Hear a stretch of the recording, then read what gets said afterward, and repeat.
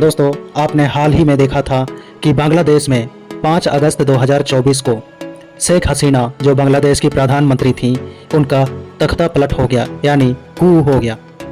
और इसके बाद अब सभी के मन में सवाल है कि बांग्लादेश की पूर्व प्रधानमंत्री शेख हसीना अब कहां जाएंगी, किस देश में शरण मांगेंगी। शेख हसीना के बाद अब बांग्लादेश के अगले नए प्रधानमंत्री होंगे मोहम्मद यूनुस, जो कल 8 अगस्त को शपथ ग्रहण करेंगे। तख्ता पलट के बाद शेख हसीना भारत के दिल्ली के हिंडन एयरपोर्ट पर पहुंची और उनके साथ उनकी यंगर सिस्टर यानी छोटी बहन शेख रिहाना भी साथ थी। शेख रिहाना के अलावा इंडियन गवर्नमेंट के कई ऑफिसर्स भी साथ थे, जैसे अजित डोवाल जो सिक्योरिटी एडवाइज़र हैं इंडिया के। अब सवाल ये है कि शेख हसीना इंडिया में ही रहेंगी या किसी अन्य देश में शरण मांगेंगी। शरण यानी असाइलम अब किस देश में मांगेंगी, सबके मन में ये सवाल है। कई एक्सपर्ट्स और मीडिया की खबरों में ये माना जा रहा है कि शेख हसीना यूके में शरण मांग सकती हैं, हेलसिंकी में शरण मांग सकती हैं, हेलसिंकी यानी फिनलैंड की राजधानी, वहाँ जा सकती हैं, यूएसए जा सकती हैं या इंडिया में ही रह सकती हैं, या फिर यूएई यानी यूनाइटेड अरब एमिरेट्स या फिर सऊदी अरेबिया में भी जा सकती हैं। अलग अलग देशों में रहने के अलग अलग कारण हैं।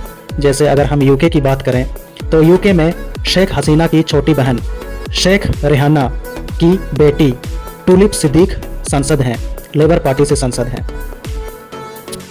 इसलिए भी माना जा रहा है कि शेख हसीना यूके में शरण ले सकती हैं, शरण मांग सकती हैं।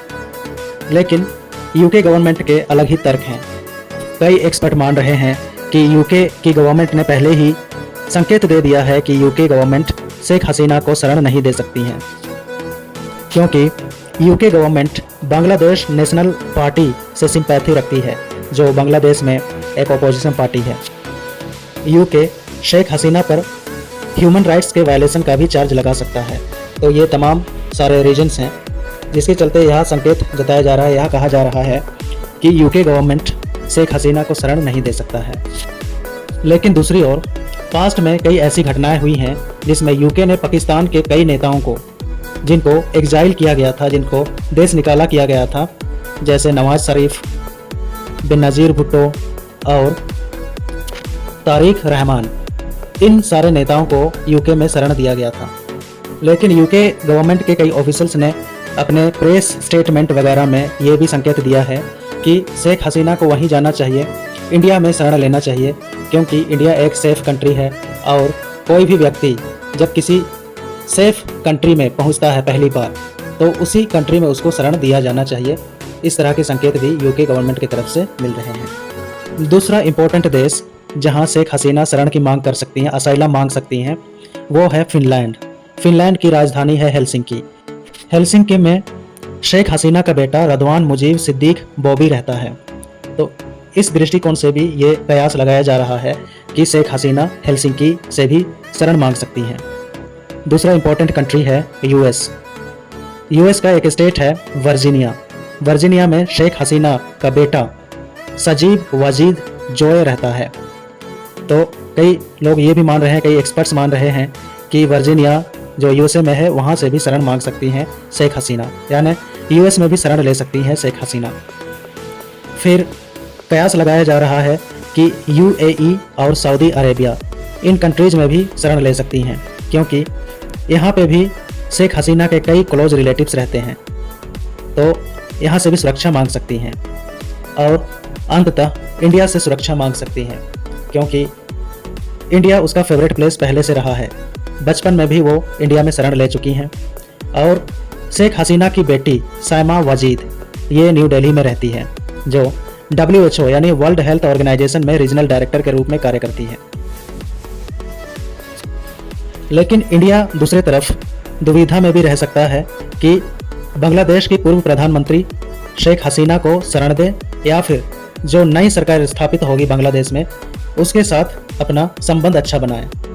तो इंडिया कहीं ना कहीं दुविधा में हो सकता है। लेकिन कई ऐसे रीजन्स हैं जिसमें यह कहा जा सकता है कि इंडिया बांग्लादेश की पूर्व प्रधानमंत्री शेख हसीना को असाइलम दे सकता है, शरण दे सकता है, क्योंकि हसीना के समय में इंडिया और बांग्लादेश के बीच काफ़ी मधुर संबंध रहे। बॉर्डर पर स्टेबिलिटी बनाए रखा बांग्लादेश की पूर्व प्रधानमंत्री शेख हसीना ने। क्रॉस बॉर्डर टेररिज्म पर बहुत ही बड़ा प्रहार किया और एक तरीके से ख़त्म ही कर दिया क्रॉस बॉर्डर टेररिज्म को, जो इंडिया में, जो बांग्लादेश के रास्ते इंडिया में दाखिल होते थे। हसीना एक रिलायबल और स्ट्रेटेजिक पार्टनर के रूप में देखी जाती है इंडियन गवर्नमेंट के द्वारा। तो ये तमाम रीजंस हैं जिससे यह कयास लगाया जा रहा है कि इंडिया में उसको शरण दी जा सकती है, शेख हसीना को शरण दी जा सकती है। 15 अगस्त 1975 के दिन शेख हसीना के पिता मुजीबुर रहमान को अपने परिवार के कई सदस्यों के साथ मार दिया गया। उस समय शेख हसीना काफ़ी छोटी थी और शेख हसीना और उसकी छोटी बहन शेख रिहाना दोनों बाहर रहती थीं।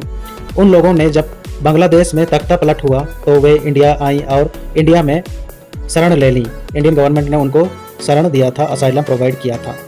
तो ये तमाम रीजंस हैं जिसके चलते शेख हसीना इंडिया को एक सेफ़ कंट्री मानती हैं और इंडिया ने हमेशा ही शेख हसीना को फेवर किया है हर इशूज़ पर, हर मुद्दे पर। तो इसीलिए भी कहीं ना कहीं शेख हसीना इंडिया से असाइलम की मांग कर सकती हैं।